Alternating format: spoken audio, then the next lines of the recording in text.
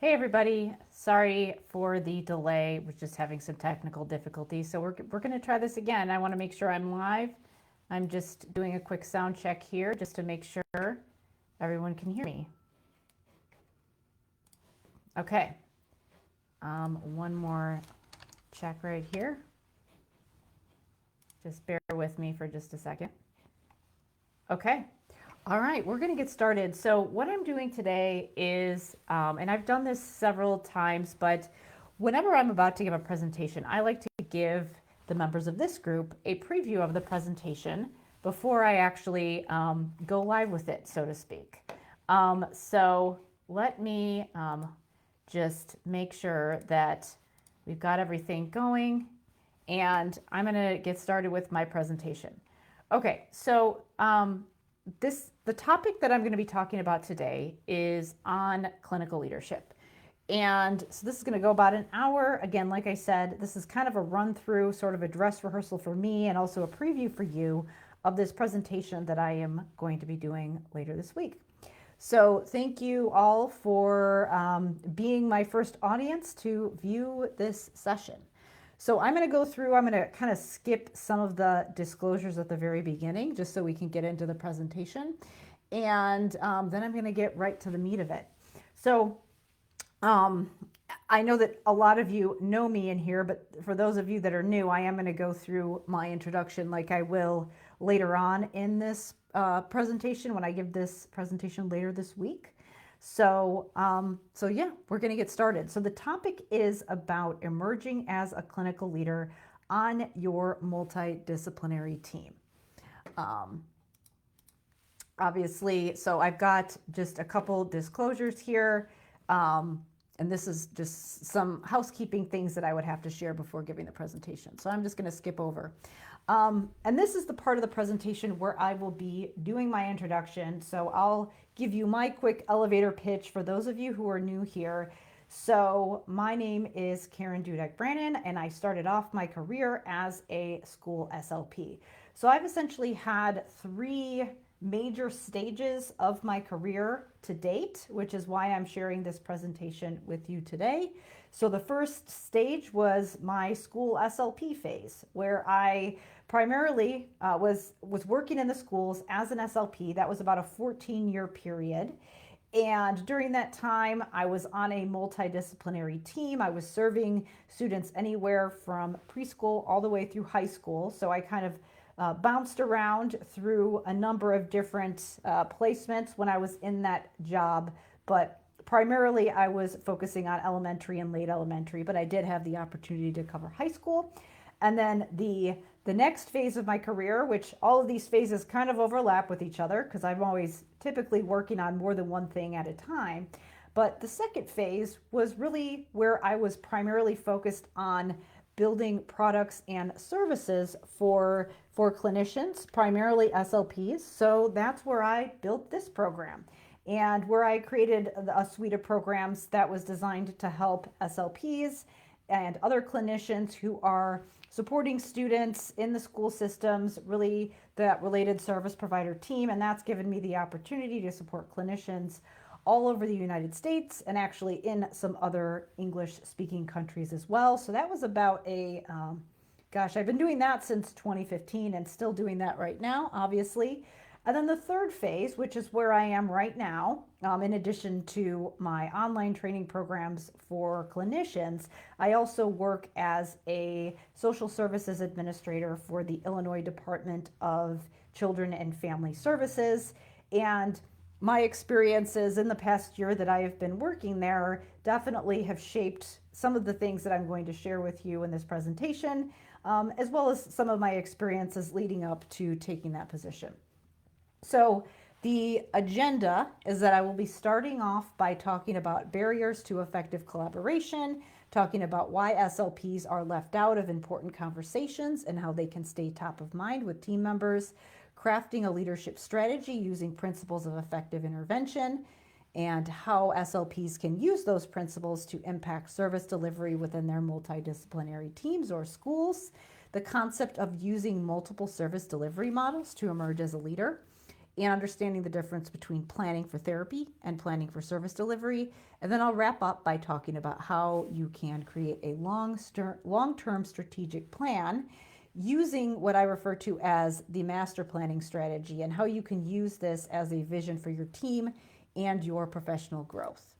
So the learning outcomes is that we're identifying barriers to effective collaboration between clinicians and their leadership, developing strategies for building trust and forming alliances with other disciplines, and creating an action plan for a leadership initiative for your multidisciplinary team.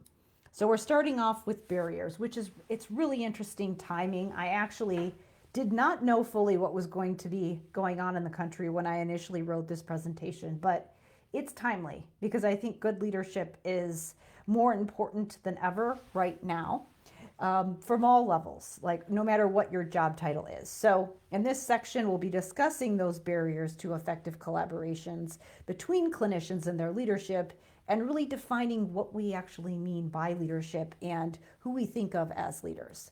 So obviously, as I've mentioned, I've spent a great deal of time mentoring clinicians through my online programs and my mailing list, and had really had an opportunity to interact with clinicians all over the United States and the world. I realize now that you can see my see my notes here.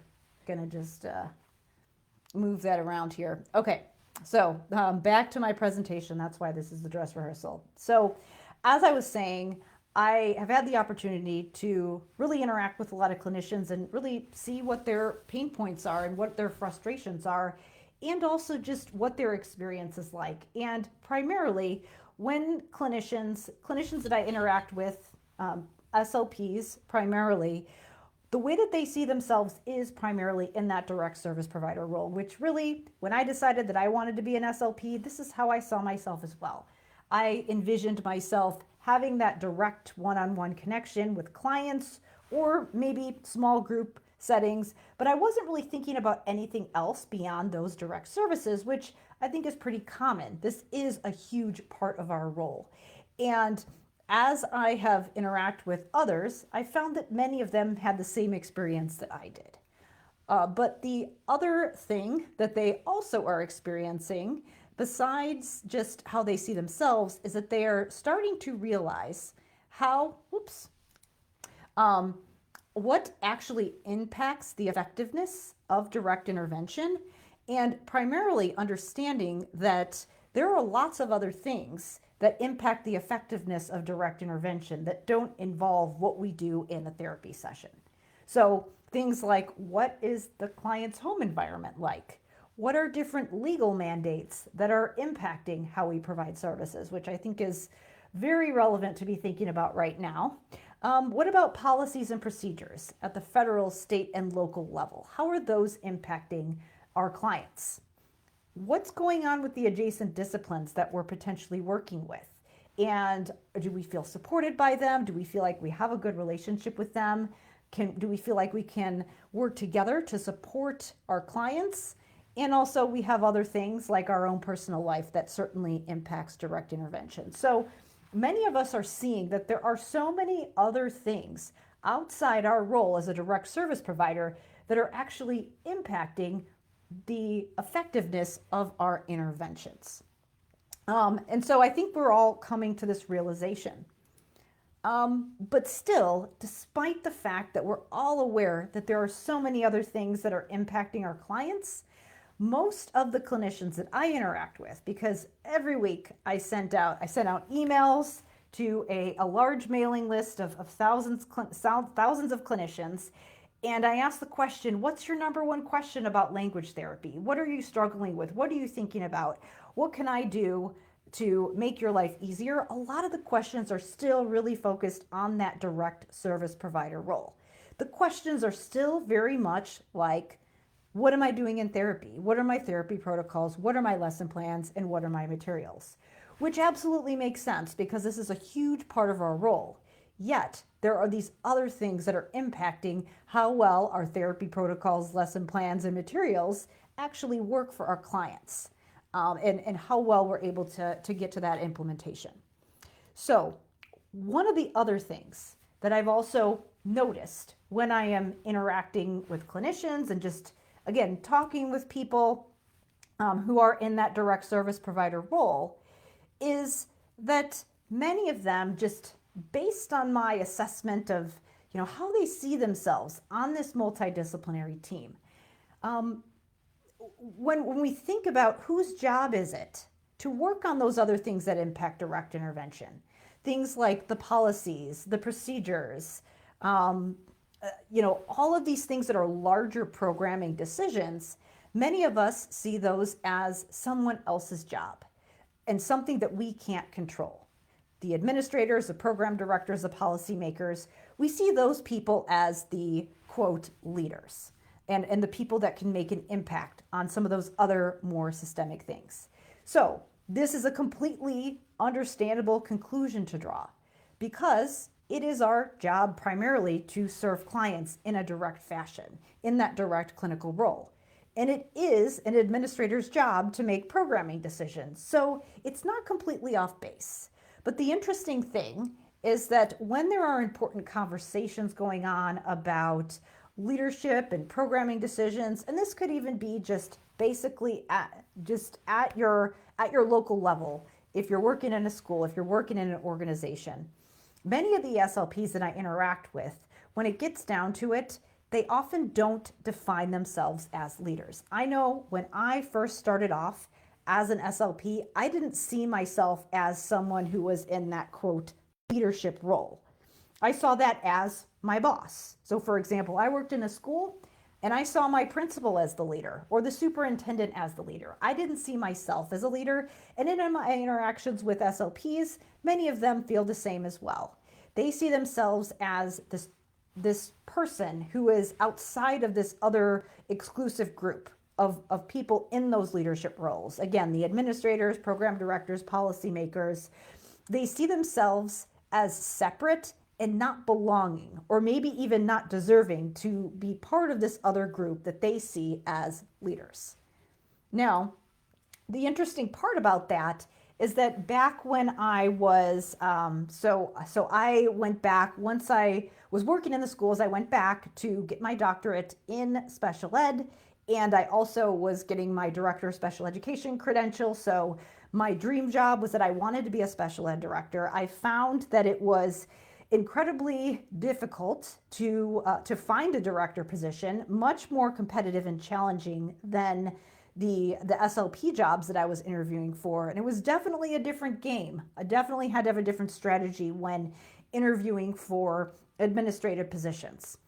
And through the course of that process, I remember there was one particular position that I was so excited about. It was in my district. It was kind of a hybrid special ed administrator, curriculum director. I thought I was perfect for the position and obviously did not get the job. And I was fortunate, even though I didn't feel like it at the time, that the superintendent who was responsible for hiring for that position, when I asked him for feedback on how my interview went, he was very honest with me, which is actually a rare gift because many times when you interview for something and you're not selected, people do not give you honest feedback. They tell you something nice because they don't want to hurt your feelings. But this person was actually honest with me. And he said to me, you just wanted to talk about things that you thought were important. You weren't interested in talking about what I thought was important. And the other thing that he mentioned was that the candidate they did select had way more experience than me, had tons of administrative experience. And he also communicated that I didn't really share that I had the experience under my belt that I was qualified for the position. And my question to him was, how the heck am I supposed to get administrative positions or administrative experience if no one will hire me into an administrative position? And what he said to me is, you create those experiences right now. You don't wait for someone to choose you. You create those experiences right now, and you curate them yourself in the role that you're currently in. So that's exactly what I set out to do over the next few years. And as part of that process, and as I started to venture out into the land of self-employment and start creating my own programs and interacting with people from all over the United States, not just clinicians. I also made a point to talk to people in those administrative and leadership roles because I wanted to get inside their heads and see what was on their minds. I already really knew a lot about what the clinicians were struggling with. I wanted to know what it was like for people who had gone from that direct clinical role into an administrative role, into a director role, because I wanted to really understand what was it behind a lot of those decisions that they were making. And as I started to have lots of conversations with principals, because again, I saw those as the people that had all the power. Those were my bosses when I was in the school, was the school administrators. And I saw them as these people who had all this control over things that were impacting my programs and impacting the way that I was able to deliver services. So I really wanted to get inside their heads and understand what that was like for them. And also, I was interested in eventually being in an administrative role. And when I started that process, I had 3 core beliefs that started to shift as I started to have a lot of different conversations from people in those administrative roles that often had people in a clinical role, like myself, reporting to them. And those 3 core beliefs were that, number 1, leadership is someone else's job. The next thing that I thought was that decisions are a privilege because these people, they're making decisions and it's impacting my programs. And I also thought that the leaders, again, these leaders that I thought of as this extra outside exclusive group, have all the power and have power over things that I don't have. But what I found when I started having conversations, and the particular group that I spent a lot of time talking about was principals. But as I ventured into public sector leadership myself, I found that a lot of these things are very common among people who are in some type of an organization where they're managing people who manage people who are providing some kind of clinical or social service. And here are some of the things that people shared with me. These are things that some of my principal friends shared with me when they switched from being a teacher or a direct service provider role to being someone who had people reporting to them, to being someone who was responsible for those building programming level decisions. One thing was that one of my friends actually shared with me that the entire first year that he was a principal, and actually the first couple years, he shared, I kept thinking that everyone would find out that I was an imposter and I had no idea what I was doing. And that he was constantly afraid that people would find him out. The other thing that I have just seen across the board is that many of them have said that once they got into that role, into that decision maker role, that they had no idea. I had no idea how much my boss was dealing with and protecting me from, that I had no idea. And that's another thing that has been shared with me, is that a good leader is a shield and protects people from the things that could be trickling down to them. And then the final thing was about just the number of decisions. I have so many decisions to make, and I have to do it without all of the information. And I am the one, because I'm the decision maker, I have to live with the decisions that I make. So if I make a decision that impacts other people's programs and it doesn't go well, I've got to find a way to sleep at night, knowing that that was me who made that call. So there's a lot of things that these are just the things that are keeping them up at night. And so as a result of these many conversations, and as a result of what I've learned in my role in an administrative position at the state level so far, I've started to shift some of those beliefs about leadership and where I could have fit in when I was in that direct service provider role. And even now, because I still have a boss and a boss's boss and et cetera. And so do many of these other people who we report to. So the first shift that I started to make was that leadership, my first belief was that leadership is someone else's job. And then the new belief that I adopted is I can be a leader regardless of my job title. Now, I'm not going to sit here and ignore legitimate hierarchies and red tape and things that currently exist. I'm especially not going to do that now with some of the things that are going on politically. I'm not going to say that there aren't legitimate hierarchies with just, people who have more power than others. But many times the amount of impact that you have is it's more than you might currently believe. And I started to shift my thinking, and instead of thinking that this is up to someone else, maybe there is something that I can do right now to lead and make a change. Before someone designates me, before someone chooses me, maybe I can choose myself. The second thing, the idea that decisions are a privilege. Again, sometimes there are people who are making decisions about our programs, and we might not get to make them. My new belief is that decisions are a privilege, but they can also be a burden. Sometimes the same decision. So that is, I can say certainly as someone who has to make a lot of decisions every day, I don't always know if I'm making the right call, but I have to live with it. I have to sign my name on the dotted line and know that that was me that made some kind of a call. And it's great that I get to have that control, but I also have to live with what the aftermath is. And then the final thing is that leaders have all the power. So we always, I think whenever we have a disagreement with someone, and there's so many different ways that this can present when we're thinking about a team, when we're thinking about supporting families. There's so many different interesting power dynamics, like the parent who feels like this service provider who's making service recommendations sitting across the table from them has all the power over the services that are going to be offered to them or someone they care about. And then maybe the service provider feels like that administrator who is making programming decisions has all the power over what they're able to offer in their services. And then maybe that director or administrator feels like the school board or some other type of board of directors has all of the power over the resources that they have. And I can keep going.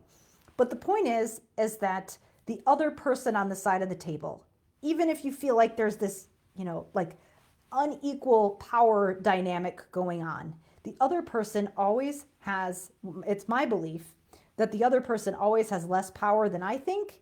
And I often have more influence over my own situation than I realize.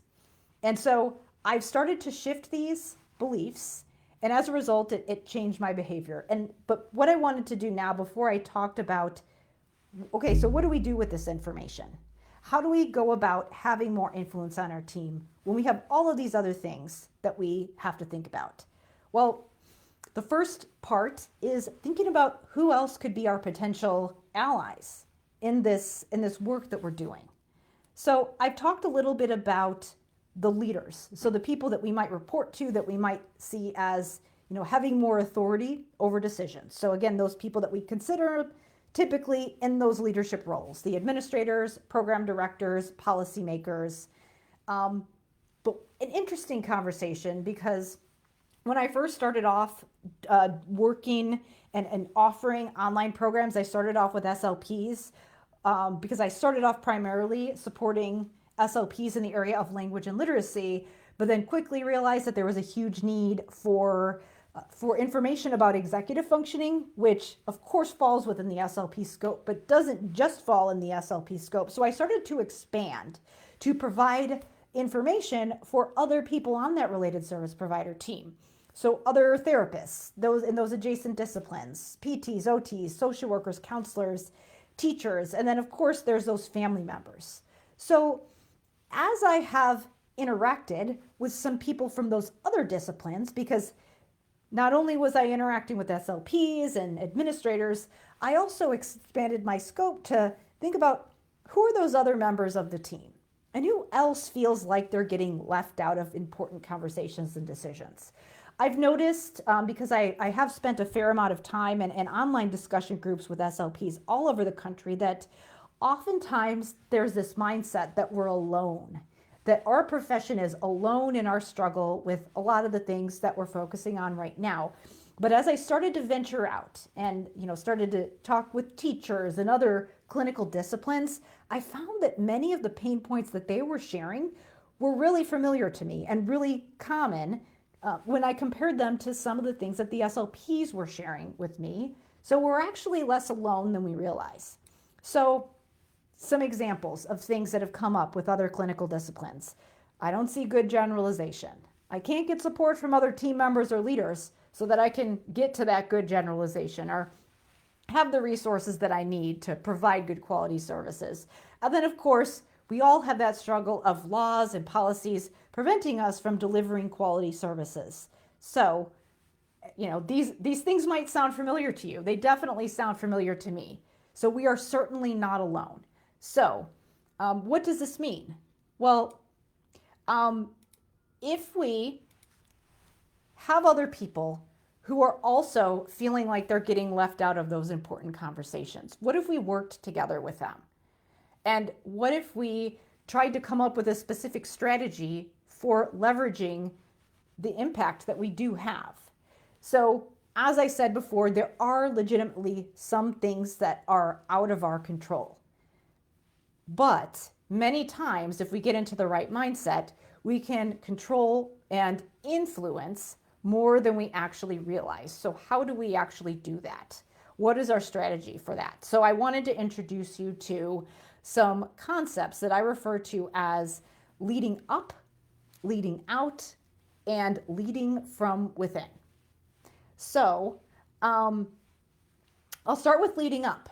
And what this means is that we are taking on a leadership role with someone who we see as our boss. So we're guiding and supporting and being a leader to someone who we typically see as being in a leadership position for us. So this would be maybe your supervisor, maybe someone who is, above your supervisor. Now, obviously we have to be diplomatic about this, but many times those people in those leadership roles have to make decisions about programs without all of the information. Guess who has that information that they need in order to make informed decisions? Well, that's where we can provide that support and provide that value so that they can make informed decisions and so that we can take the work off of their plate and having to do a lot of the research on their own by bringing them good, well thought out ideas. Then we have the concept of leading out, which is how we support those other people that we see as adjacent to us, that we see as being our team members, our peers, like the other disciplines, maybe even the family members.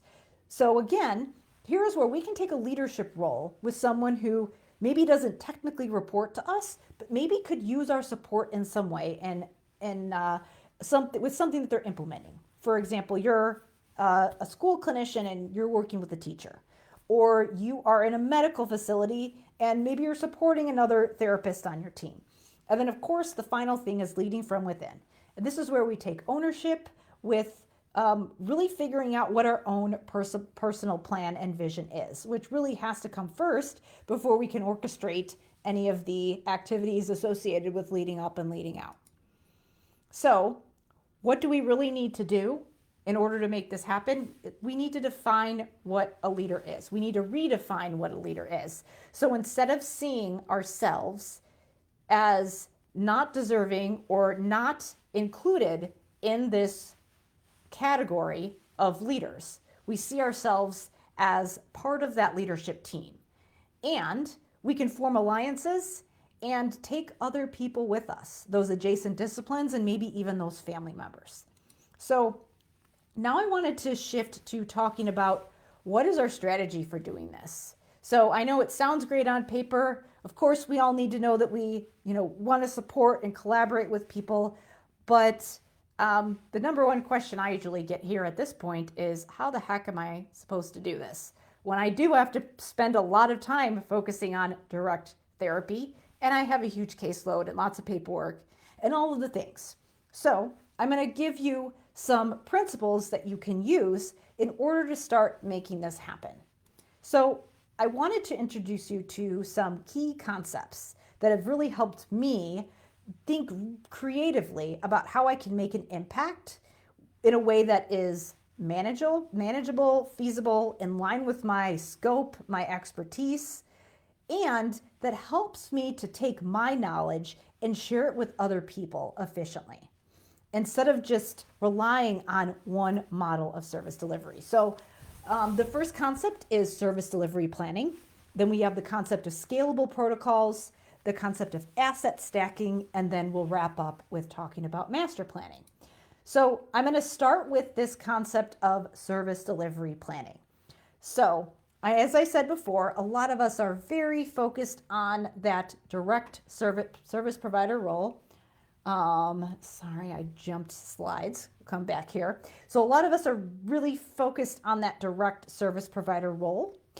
And what we can do in order to start thinking about how we can impact our teams at a more global level is, instead of seeing therapy planning through the lens of direct intervention, we plan for multiple service delivery models. And this is really the first step in leading up and leading out. So what do I mean by service delivery planning? So as I said before, a lot of times we're really focused on planning for therapy. And that's really focusing on the model of direct intervention, which of course is very valuable and a huge part of our role. But what if we expanded the scope of what we thought about when we were planning our day-to-day? So instead of planning for therapy, we're planning for service delivery and thinking flexible about the way that we can provide support. So this could include things like direct intervention. It's still on the list, still a big part, still very important part of what we do. But also include things like consultation and coaching, scalable protocols and materials, training and development, and then a long-term strategic plan, both our own personal long-term strategic plan, and then also a plan for our team if we're going to implement some kind of a programming change along the way, or maybe even just a strategy that you do with a handful of people on your team that maybe isn't something that you can just plan for next week. Maybe it's something that requires some more long-term planning. So again, I do get a lot of objections here, and okay, this all sounds great. Of course, it would be amazing if we could spend time doing training for staff, or coming up with training materials, or doing consults and coaching with other people. But how do we find the time? So I wanted to move on to the next concept, which is the concept of scalable protocols. So one of the things that we get amazing at as clinicians is learning how to adjust on the fly in a therapy session. So to the point that a lot of us can probably plan a therapy session when we're like driving to work, or, on the way back from our bathroom break, like in our heads. A lot of us plan like that, which it's not winging it if you've done it so many times that you can plan that efficiently. Like, you've earned the right to plan a therapy session in 30 seconds because you've done it so many times. So we're able to do this because we have clearly defined processes that we can repeat over and over again efficiently. And many of us have great materials and things that we've put together that we've created once. We've kind of tested it and, tweaked it, and we've got those go-to staple activities. And something that we all do very well is kind of adjusting on the fly and learning how to scaffold and really developing those protocols in our heads for how we plan our therapy sessions. But what we can do is take a step further, because the first step is just figuring out how to do it. And then the second step is defining what we're doing. And this is where some people can do this, but some people get stuck. And what we have to be able to do in order to make something scalable or share it with other people and share it with other people efficiently is be able to define what we're doing to the extent that we could define it and then document it in something that is actually a deliverable, and then deliver it to other people, whether it's just some kind of a Google document where we've written down what we've done in the therapy session, or we have a set of materials with instructions for an activity that can be done over and over again. So when we think about making things scalable, all that means is we're making things repeatable. So we ask ourselves that question of how can I create something once that I can use over and over again? And so that's the first step, is just doing that within our own therapy planning. A lot of us have done that already. We've got our own protocols and our own personal strategies that we use, but then we can take it a step further. And we ask ourselves the question of how can I create something that I can share and teach others to do over and over again? So that's the next step. There's scaling within yourself and then scaling to other people. And learning how to do this well in a way that allows you to create something once and then produce something that can be shared with other people. And maybe there's initial training up front and then you can kind of hand it off. That's where we can start to get into that mode of being really efficient with our time.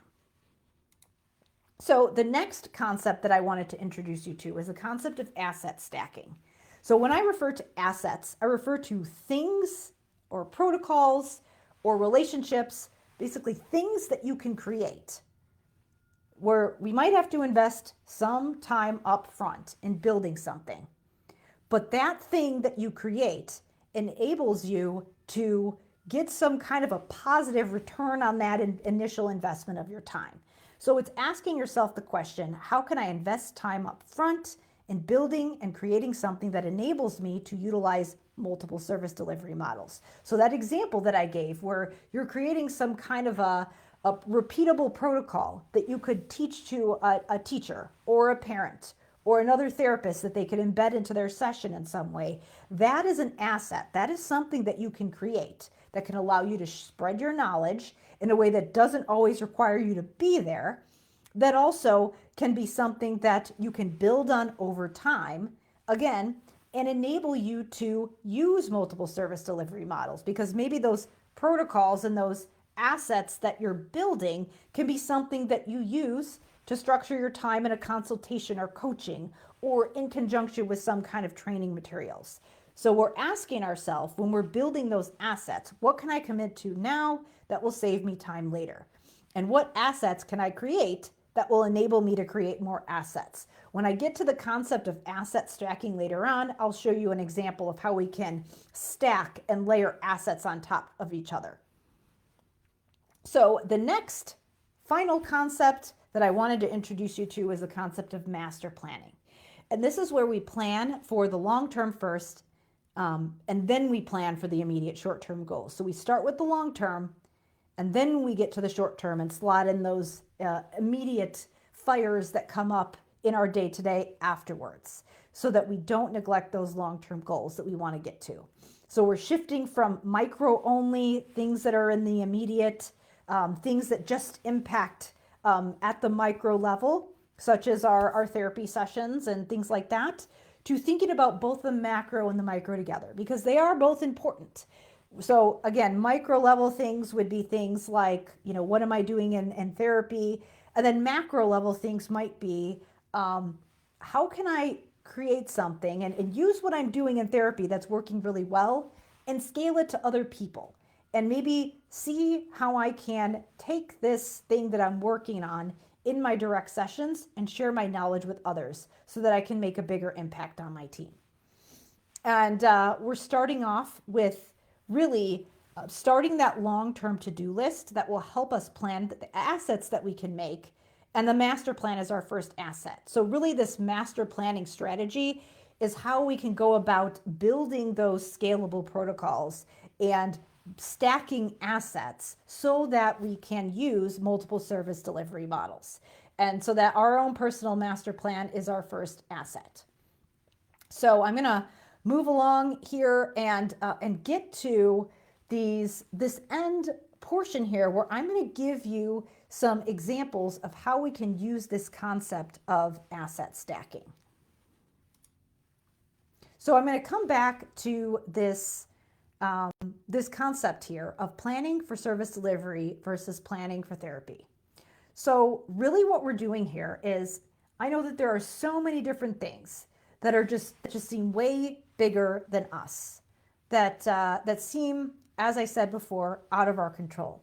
So what we're doing with making the shift from planning for therapy, for planning for service delivery, is going that next level up, taking that next step. So maybe as we start to implement this process, maybe we're not changing laws or changing federal requirements, but what we're doing is taking that next step of going from thinking about what you're doing in therapy to thinking about what can I do to make an impact on my team. So it's that step in that right direction to start seeing yourself as a leader. Because once you get to that next step, typically once you start to see some success, you want to keep going. And then you keep moving with it. And that's what helps you start to move in that direction and really think about ways that you can have an influence on things. So coming back to why people typically aren't doing things like, collaboration and consultation, typically it's due to things like time constraints, lack of clarity on what they should be doing, maybe lack of confidence in their own skills, resource constraints, and maybe knowledge gaps. And it could be your own knowledge gaps. It could be knowledge gaps of other people on your team. So how do we work through these things? Well, again, first, we want to remember this idea of scalability. And when we're referring to scalability, we're talking about potential for growth and expansion.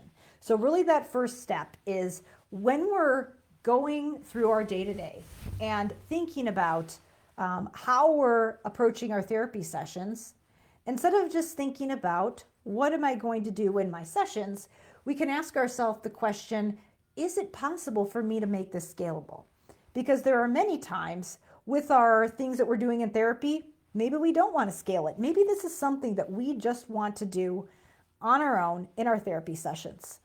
But there are many things that when we're working on them in a therapy session, you wish that you could clone yourself and follow your clients around outside of your session.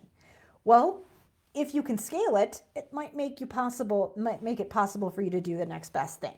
So when we are approaching those lesson planning activities or those session plans and thinking about what we're doing in therapy, we want to go through and ask ourselves these questions to figure out, is what I am currently working on something that I can and should scale to other people? So we might think about, what is my protocol? So what am I doing? So defining what we're doing. Can I document and repeat this protocol myself? Is this something that you can do and repeat and scale within your own procedures? Then ask yourself the next question. So if you can define your protocol, and if it's something that you can repeat with your own personal operating procedures, should I think about scaling it to others? And if you should, who should I share it with? Where are you going to start? Do you have a teacher that you work with really well? Do you have another therapist on your team that you already have a relationship with? Do you work in a private practice and maybe you can start coaching and training parents of your clients or other family members? So asking yourself those questions. And then finally, how am I going to scale it? So let me share a couple examples here of how this could look and how we can get into this concept of asset stacking. And what I want you to see here is how you can use assets to build other assets. Because I think where people often get stuck is that many times when we're thinking long-term, when we're thinking, there's something on my team that I don't like how it works, and I really want to change how things are done in my organization. A lot of times we can't do that overnight. And there might be multiple stages to that process where we build one thing and that leads us to the next thing and so on. And so this is that concept of the asset stack. So here's a sample, and here's how this could look. So for example, our first asset could be our long-term personal strategic plan. So the first asset that we create is that we're going to sit down and document exactly what we want to do. One thing that I did when I was in the school system is that I trialed the 3-to-1 service delivery model. So what I did, the very first thing I did was I planned to figure out how I was going to do that. So that was my first step. My first asset was like what's my plan for executing this? What am I doing the first 90 days of the school year, for example? And how might this look over the rest of the school year? What do I need to do to get ready? So that plan was my first asset. That took time up front. I had to block time out in my schedule to do my long-term strategic plan. So, but once I built it, I didn't have to use my time to build my plan because I had the plan, and I could move on to my next asset, which involved executing the plan. So I'll give the other example that is actually on this slide. Another thing that I did when I was in the schools is I came up with my language therapy protocol. So again, did my plan first, and then once the plan was created, I could actually execute on that language therapy protocol. So once I had that plan in place, then that additional time that I was blocking out in my day to work on my assets, instead of working on my plan, I was working on building my language therapy protocol. What are my materials and how is this going to look? How am I going to actually execute this and implement that? And then I got to the stage where I was actually doing it with students, etc. And that involved some planning and preparation. But once I created it and got everything together, again, I did not need to use my asset stack or asset planning time for building that language therapy protocol because it was already built. And then I was simply executing. And then the next stage is, okay, I've got this great thing that I've built on my own. And now I want to think about how might I share this with somebody else on my team. So I'm going to use my asset building time to maybe block out some time to meet with another team member and start to build that collaborative partnership. So that extra time, like if I can just block out an extra 30 minutes a day for my asset building time, now I'm building a partnership. And then I use that partnership, maybe as I'm collaborating with another staff member, we decide that we together want to start building some materials. Now I can start to divide and conquer because I have somebody else who's working with me. And we can work together to build another asset, which could be some literacy training materials. So we go through that process, we implement, we try it with our students, and we think, you know what, we've gotten this to the point where this is really great. We need to get some other people involved.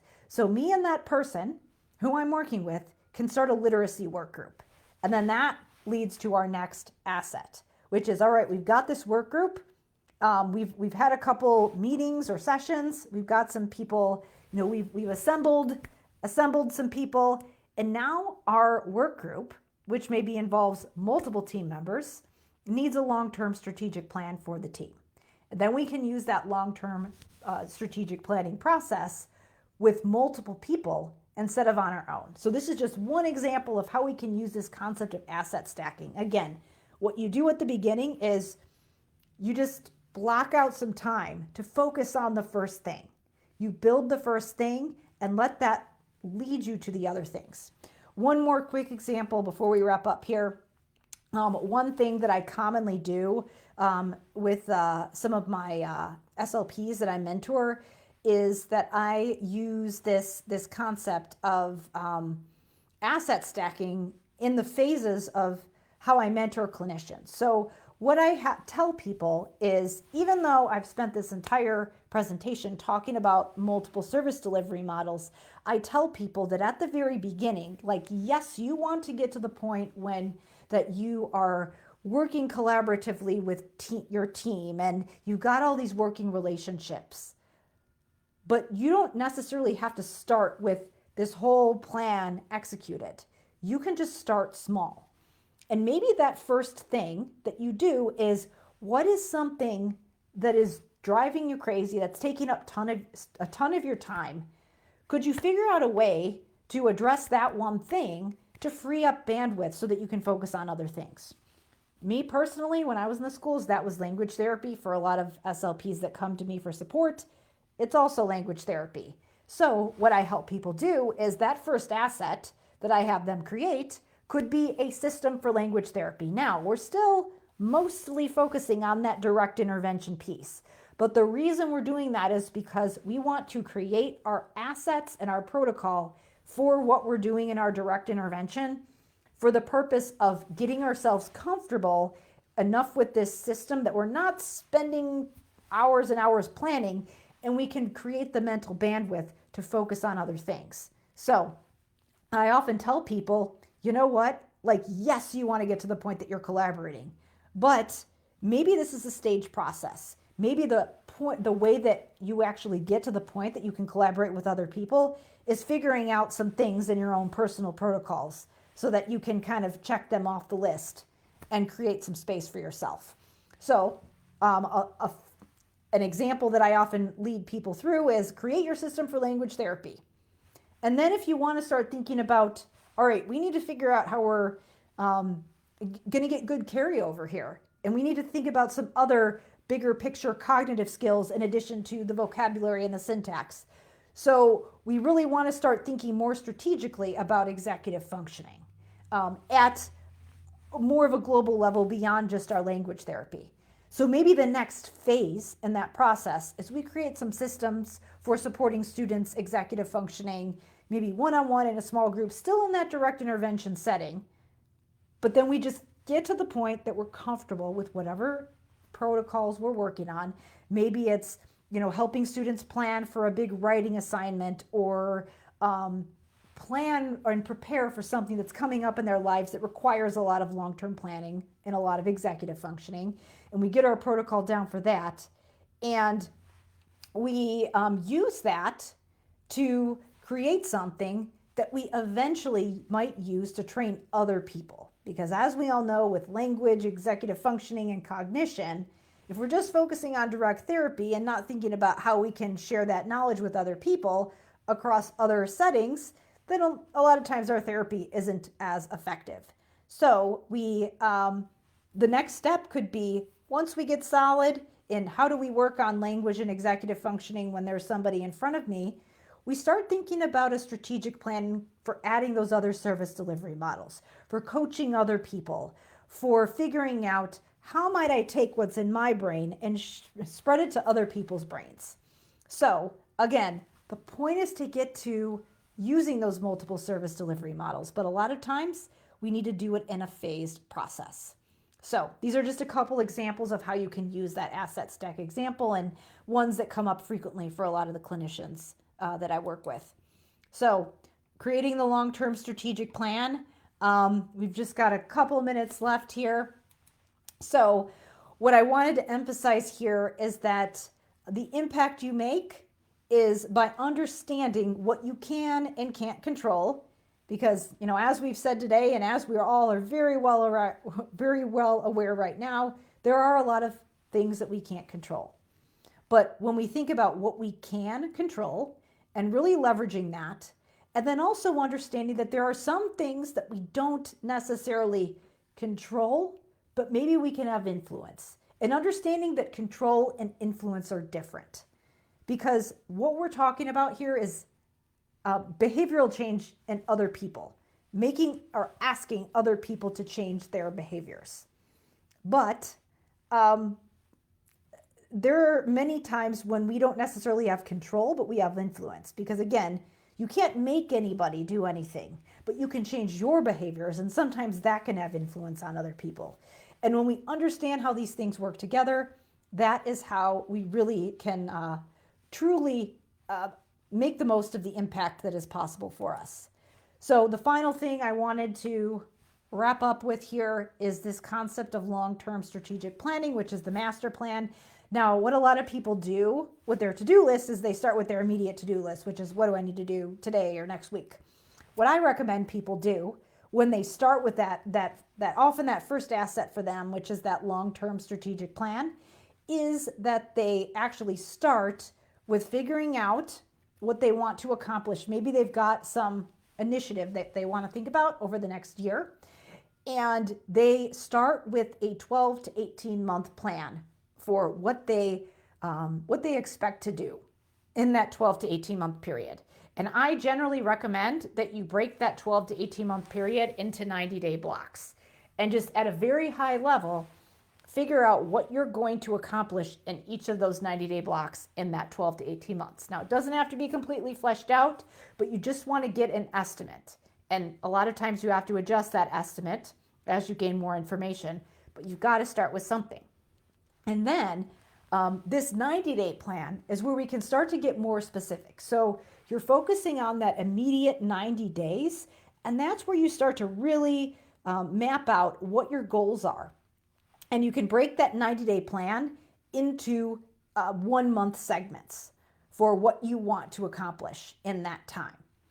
A lot of times, and for some people, it may even be difficult to have that 12 to 18 month plan. A lot of times, really just starting with that 90-day plan is pretty powerful and can make a big difference. But I recommend that you start in one of those 2 places, depending on what you're working on.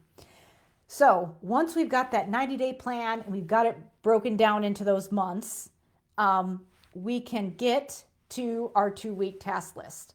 And this is where we actually, and my task list for me, it's a Google Doc, and I have what I'm doing like for the next 2 weeks every day. And that's where I get into my to-do list for what am I actually going to do every day for the next 2 weeks. Now, sometimes I get behind and I'm only maybe 3 or 4 days out. I like to aim for 2 weeks, but here is where I get into the specific to-do list. And the important part here with this plan is that what goes in that 2-week task list, you have to start with your long-term priorities first. Put those in there first before you start sticking in all these little other errands. So we're putting the big rocks in first before we're sticking in those other things. And that is how we make sure that we keep those long-term priorities in mind rather than just constantly putting them on the back burner, which is really easy to do if we've got something that doesn't seem like an immediate fire to put out. So I recommend that the very first asset that you create is your master plan. This is something that has saved my sanity many times. It's also how I managed to finish my dissertation while I was working full-time in the schools. I really relied on my master plan, and it kept me on track and allowed me to make sure that what I was doing right now was in line with what my long-term plan was. So a lot of times it's really easy to get caught up in those immediate things. And if you've got that dedicated time set aside to asset stacking, then many times this is how we could stay on track and stay focused. So, all right, well, that pretty much wraps up the presentation. Thank you so much for everyone for being a live audience. And please let me know if you've got questions, if some of this resonated with you, if you're interested in learning more about this kind of information. And yeah, as always, you can leave me a chat, leave me a thread in the members group if you've got questions about the program. So next month, we will resume our standard Q&A format where I typically go through member questions and just kind of review common questions that are coming up. So thanks everybody, and have a good night.